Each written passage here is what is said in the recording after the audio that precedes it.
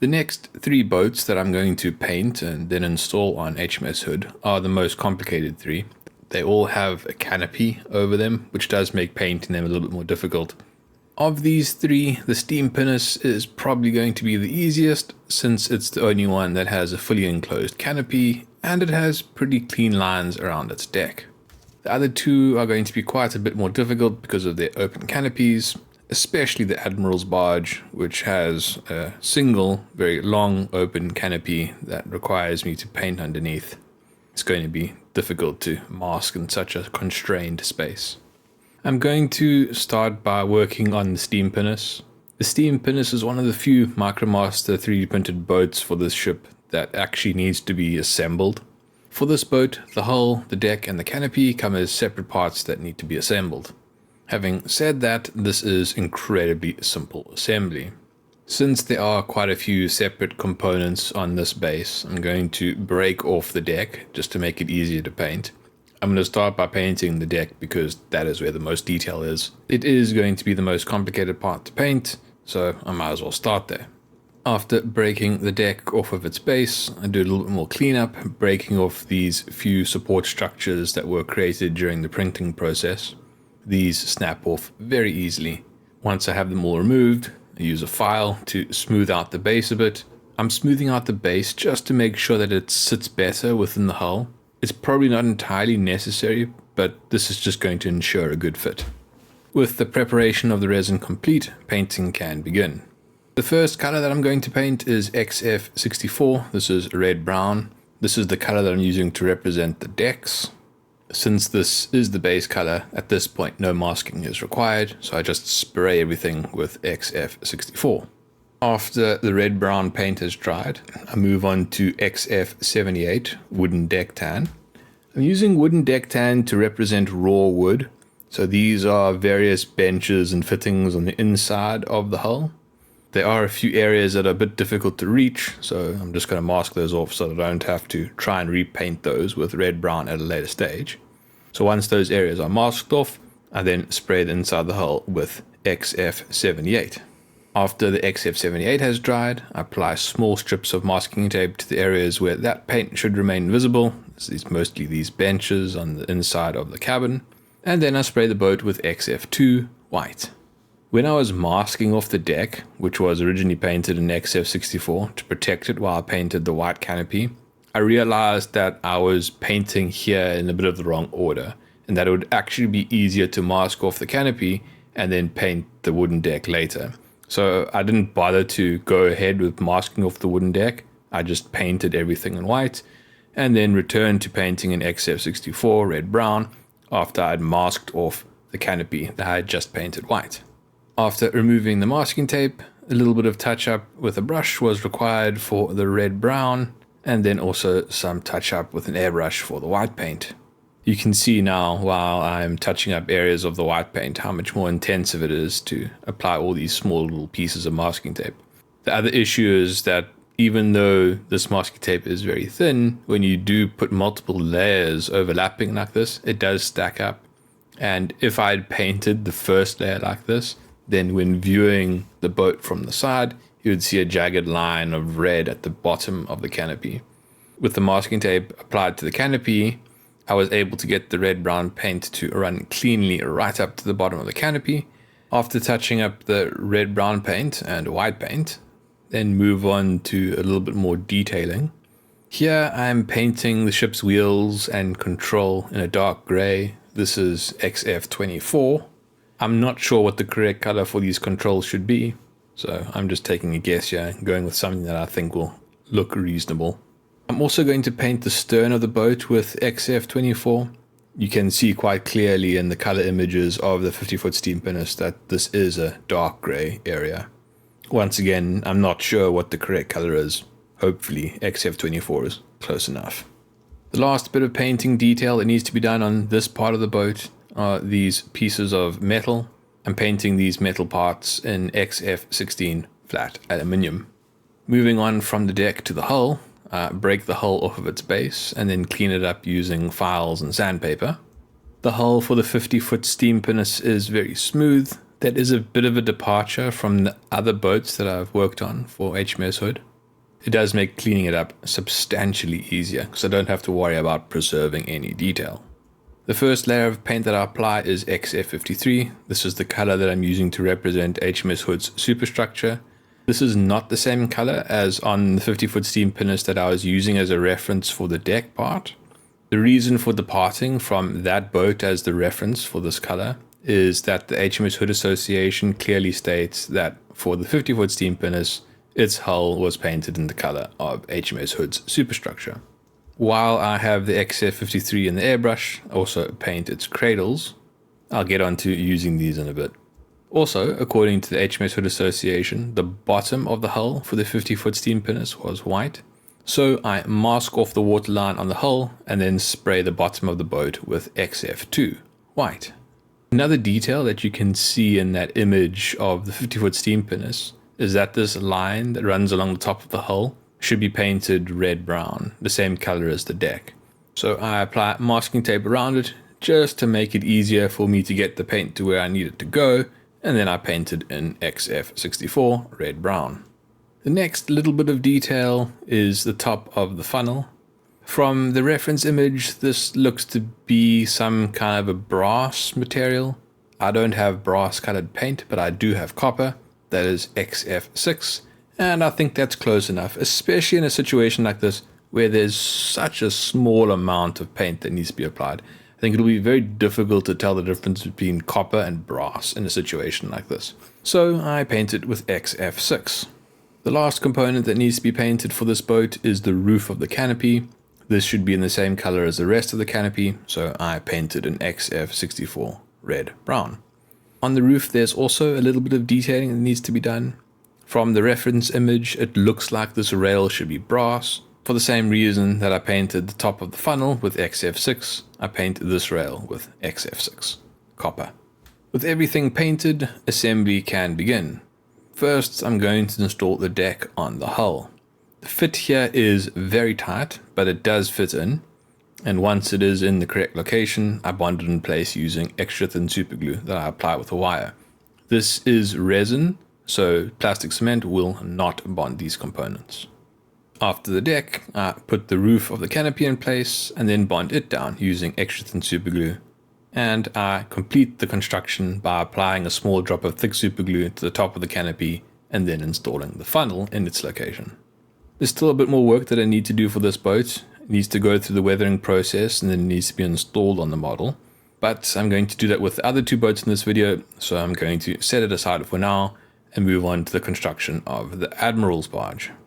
I think of these three boats, the Admiral's barge is going to be the most complex, just because it has this long canopy and it's going to be difficult to get bits of masking tape underneath it to properly mask off areas of the boat under the canopy. But I suppose if it's difficult to get the tape in there to paint, then it'll also be obscured from view, so if it's not perfect, it won't really be noticeable. But I'm going to give it my best shot and hopefully get a good result. Since there aren't a lot of other components around the boat while it's attached to its base, I'm not going to remove it. I'm just going to break off some of the supports that could get in the way, just to open up the work area a little bit to make it easier for me to access parts of the boat. There are also a few support struts inside the canopy. Those are quite difficult to reach, but for the most part, pulling them with tweezers does cause them to break off in the correct location and then fall out of the canopy. I can't help but thinking that these boats would be so much easier to work with and you'd get a better result if MicroMaster had printed them in two parts, a hull and then a canopy. But this is what I have to work with, so I'll make do, and it's certainly a lot better than either the plastic components that came with the kit or the photo etch components that came with the Super Detail upgrade kit. For the Admiral's barge, since it's more open, I'm going to start by painting the lower areas of the ship and then work my way up and out. This means that the first round of paint once again needs to be XF64, and here I'm mostly focused on the deck that goes inside the hull. After spraying the red-brown paint for the decks inside the hull, I mask them off and then spray the raw wood details with XF78 wooden deck tan. The raw wood details, which are mostly benches in this case, are then masked off and everything is sprayed with XF2 white. After the white paint has dried, the cabin can be masked off and the decks outside the cabin can then be painted in XF64 red-brown. This is quite an iterative and tedious process. Painting these boats took me a lot longer than I expected. After painting the red-brown decks, there was a little bit of touch-up that was required between the white and the red-brown, and after I was happy with the state of the paint, I then removed it from the base.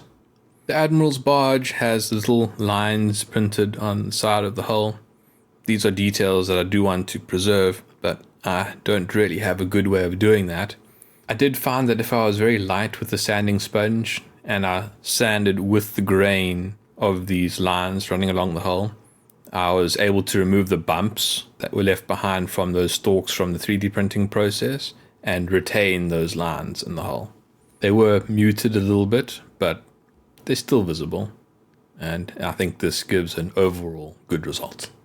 With the boat off its base, I move on to a little bit more detail painting. Once again, I paint the ship's wheel with XF24, this is dark grey, and then the various metal fixtures in that flat aluminium color, XF16. After a little bit more touch-up, I'm ready to move on to painting the hull. The hull color for the Admiral's barge is not going to be XF53. Typically the Admiral's barge has a green hull, but for whatever reason on HMS Hood it had a blue hull, so I'm going to paint it in XF8 flat blue.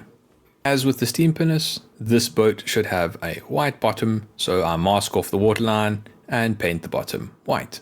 There is one small component that needs to be installed on the Admiral's barge itself. That is this canopy at the front of the cabin. I don't think that this is a permanent fixture. I think it's removed when the boat is in use. It's probably just there when the boat is stored, but I'm going to install it anyway. I apply a small drop of thick super glue to the base of the canopy and then place it in contact with the boat.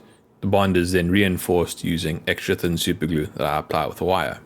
That completes the painting and assembly of the Admiral's barge, but as with the Steam Pinnace, I still need to do weathering and then installation on the model. Moving on to the last boat for this video, it's the 35-foot fast motorboat. Once again, the process at the beginning is exactly the same. As with the Admiral's barge, I start by opening up the work area a little bit just to make it easier to paint. That mostly involves snapping off these large protective columns and then removing the printing supports. The painting of the 35-foot fast motorboat is very similar to the painting of the Admiral's barge. First, the internal decks are sprayed with XF64 red-brown, then masked off. Raw wood is then sprayed with XF78 wooden deck tan, then masked off.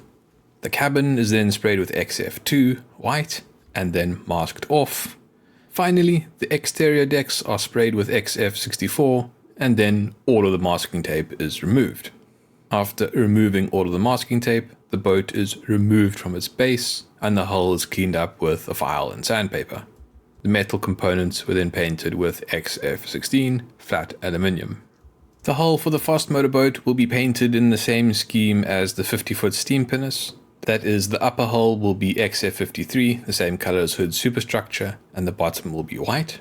Once again, I first paint the hull with XF53, then mask off the waterline and paint the bottom white. While painting the boats, I also painted all of their cradles. All of the cradles are painted in the same color. It's the same color as the superstructure, XF53. Now that the color coats are on all of the boats, the weathering process can begin. As always, the first step of the weathering process is to seal everything in with a clear gloss varnish. This is Mr. Color GX112 Gloss Super Clear UV Cut. After giving the gloss varnish sufficient time to cure, panel line can be applied. I've quite heavily diluted this panel line. It's roughly 2 to 3 parts solvent to 1 part of panel line. The gloss surface and the very thin panel line will make the panel line flow even more easily towards details, and it will leave less residue that needs to be removed. After leaving the panel line to dry for around 20 minutes, you can then come back and remove the excess. Since this is very heavily thinned panel line in the first place, as you can see, there is not much excess that needs to be removed. It's mostly blending in a few locations where a bit of residue remained where it shouldn't. While I'm blending in the panel line, you'll notice that the propellers have been painted in X12. I had the cameras set up and everything ready to record that, but then I forgot to click record. In the past, I've pretended to paint the color for you, but I decided not to do it this time, so you'll just have to use your imagination. Anyway, after removing the excess panel line, I set the boats aside to dry for a good long time so that the solvent fully evaporates off and doesn't get trapped in under a layer of varnish. Once the boats are fully dry, everything is then sealed in using XF86 flat clear. The boats are now ready for installation on the model. I'm going to start with the 35-foot fast motor boat. Since the wooden deck for this model has markings where the cradle should go, I'm going to use them. Although it only has markings for 2 of the cradles, these are obviously the outer 2. So I'll install those first and check that they are in proper alignment, running parallel to the midline of the ship. To ensure that the cradles are in the correct alignment, I place a short section of brass wire in the notch in the center of the cradle and then compare it to the planking of the wooden deck below. It's quite apparent if they are not running parallel. Once I'm happy with the alignment of the 2 outer cradles, I reinforce the bond to the deck using extra thin superglue and then move on to installing the inner cradle. Since there isn't a marking on the wooden deck for the inner cradle, this is going to require a little bit more guesswork. Estimate the midpoint and put the cradle in position. To check that I did in fact get the cradle in the midpoint, I once again use the piece of brass wire that I placed in the center of the cradles to check that it is in alignment. If it's not in alignment, I make small adjustments to get it into alignment, and once I'm happy with its position, I reinforce its bond using extra thin superglue that I apply with the wire. The same process is then followed for the Admiral's barge. I first install the 2 outer cradles, then check the alignment using a piece of brass wire. Once I'm happy with the alignment of the 2 outer cradles, I place the middle cradle and check its alignment with the brass wire, and once I'm happy with its position, I reinforce the bond with extra thin superglue. Moving on to the 50-foot Steam Pinnace, it is installed on the starboard side of the ship, so I swing the model around and then repeat the exact same process as I did for the other 2 boats. With the installation of the 50-foot Steam Pinnace, there are still 4 more boats that need to be installed on HMS Hood of 3 different types. That will be done in the next video. If you would like to support this channel or see how this ship looks when it is completed, then please subscribe. Thanks for watching. Cheers.